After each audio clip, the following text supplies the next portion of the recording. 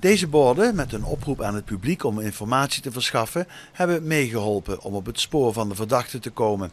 Het terrein van de Steelhaven ligt braak. Hier en daar herinneren brandsporen aan die fatale nacht. Tot nu toe wilde de eigenaar niet spreken met de pers. Maar nu er schot in de zaak zit, verandert alles. Ja, natuurlijk.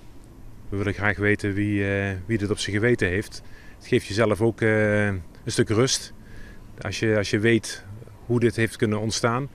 En dat ook zeker is dat we daar zelf geen schuld aan hebben gehad. Dat weten wij wel, maar dat willen we ook graag dat iedereen dat weet. De afgelopen maanden waren moeilijk voor brouwers. Ja, dat heeft een enorme impact gehad. Het dreigde het hele bedrijf eigenlijk te kosten, letterlijk en figuurlijk. We zijn meer dan 4 maanden bezig geweest om de hele asbestcalamiteit te verhelpen hier in de stad. En dat heeft eigenlijk alle tijd en energie van ons gekost om dat allemaal op te lossen. En vandaag zitten we eigenlijk voor het eerst bij de gemeente om over de herbouwplannen te praten. Want daar zijn we eerder gewoon überhaupt niet aan toegekomen.